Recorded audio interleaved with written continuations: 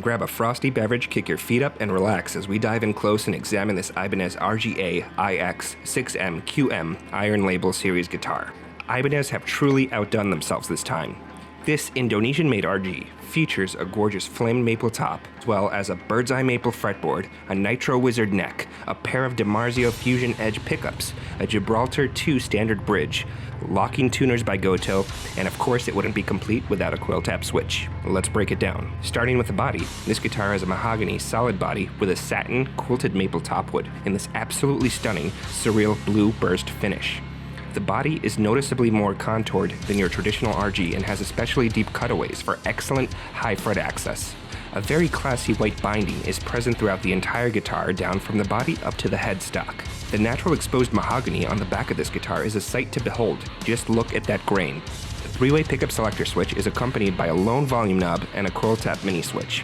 I think it would have made a lot more sense to use a coil splitting push-pull volume pot, but I'm no expert. Here we have a Gibraltar Standard 2 bridge. I believe it to be a genuine Gibraltar bridge, same as what they use on any of the Prestige models, but like the bridges used on the Prestige models, it is stamped with the Ibanez logo. I looked this up, but I could not find any more information about its origins other than the fact that the Gibraltar Standard 2 is a smoother, low-profile version of the original Gibraltar and is used only on Ibanez guitars. I have mixed feelings about these pickups. The Dimarzio Fusion Edge set also came in an RG Prestige that I purchased last year. The internet seems to hate them.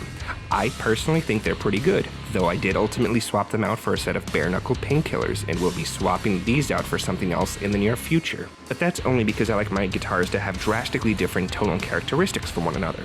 And these pickups, while they don't sound bad, are missing that defining signature sound that separates them from anything else. Moving on up, we have a Nitro Wizard neck. According to the Ibanez wiki page, this is slightly thicker than other Wizard necks. It also has a slightly rounder fretboard radius.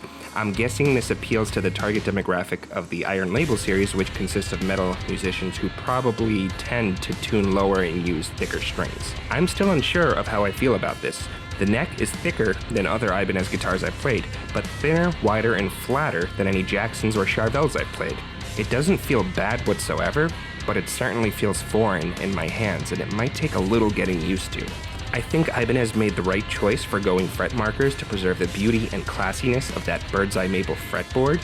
This is my first guitar without traditional fret markers, but the luminescent side dots are surprisingly effective. I never felt lost on this neck. It's very clear to see where everything is. This is a three-piece maple neck with a lovely purple heart stripe in the middle. It looks amazing, but I can't say that I'm a fan of the feel.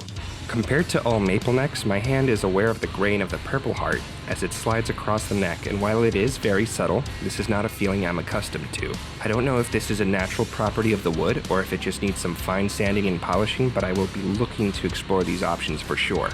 Wrapping things up at the top, we've got a nice matching headstock with real made-in-Japan Gotoh locking tuners. They work exactly as you would expect them to. The one and only drawback I'm aware of thus far is that they opted to use a cheap, no-name generic plastic nut. This is quite a cheap part to replace, and I will do so, but considering that this guitar has an average retail price of $900, I think it should come with a proper nut from the factory. That being said, I did not pay full retail price for this guitar. I never do. I always wait until closeouts or special deals and acquire this Indonesian-made beauty, brand new for $579, shipped to my door. Would I buy it for $900? Probably not, because with a bit of patience and Google Foo, you can find yourself a brand new Fuji Gen Prestige for that money. But aside from the cheap plastic nut and absence of the word Prestige on the headstock, I honestly would not be able to differentiate this from any of the Prestiges I have played. If you like this video, please like and subscribe. It really motivates me to produce more content. I'm not entirely sure what direction I want to go in with this YouTube channel yet, but expect much more guitar and motorcycle related content. If you have any suggestions or feedback, please drop a comment or send me a message. The next planned video will be a playthrough and a side-by-side comparison with a real Fuji Gen Prestige. Thanks for watching, and see you next time.